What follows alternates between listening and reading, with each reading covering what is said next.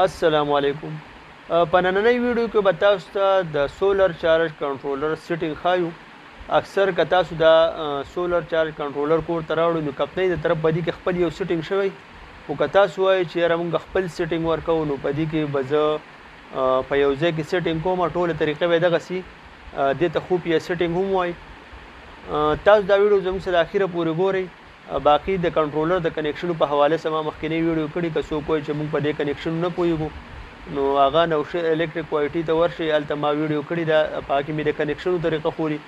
په نننۍ ویډیو کې به زه تاسو ته د سولر چارج کنټرولر د خوپیه سیټینګ په باره کې خبره کوم چې دا سیټینګ به څنګه کوو او دا کومه سیټینګ چې کمپنۍ والا کړی دی د دې څه فایدې دي. نو دا ویډیو زموږ سره د اخره پورې ګورئ چې تاسو بیا په کورونو کې پخپله هم دا سیټینګ کولی شئ.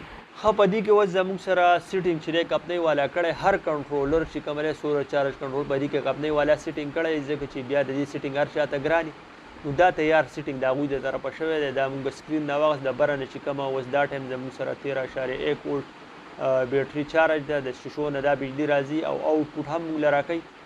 ګورئ دواړه طرف ته. اوس دا بټن چې موږ ته د دې ځګي ټمپریچر یا د دې کمرې ټمپریچر معلومو چې په دې ټایم کې دلته څومره ټمپریچر دی. بیا چې موږ دوباره پریس کوو نو دا د شیشو نه چې کوم امپیر راځي هغه موږ ته ښایي چې یاره په دې ټایم کې د شیشو نه څومره امپیر راځي.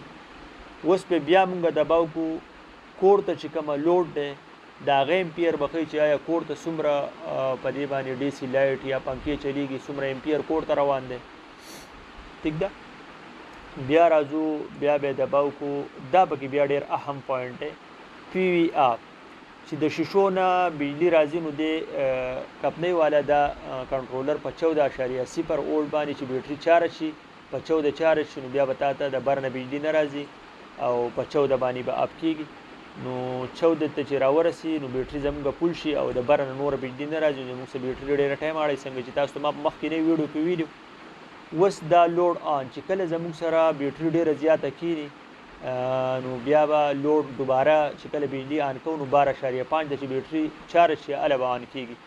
اوس دا دی لوډ آف چې 10.4 ته راورسي نو موږ ته بجلي هلته بنده شي اټومیټک. بیټرۍ کې به چارجي خو بیخي تشولو ته دا نه پرېږدي. نو زموږ بیټري په دې وجه ډېر ټایم اړی. اوس ګوره موږ چې خپل کومه سیټینګ کوو دا خو کمپنۍ والا کړی نو دا اولنۍ بټن موږ لږه پریس ونیو بلینکینګ یې شروع کړو. اوس که موږ وایو چې یاره دا دې موږ ته بره ځي په 10 چې باندې دې کټ اپ کوي نو هم په دې باندې بره تلی شو. که وایو چې نه 10 ته اوس راکوزو په دې باندې مینې زور کوو په دې بټن ښکته را روان دی دا بلینکینګ کوي. دا موږ اوس په 10 ودرو چې یاره بیټرۍ کې زموږ 10 وولټ بجلي پاتې شي نو بیا دې زموږ په کیم بند شي اټومیټک دې وکړي بند شي.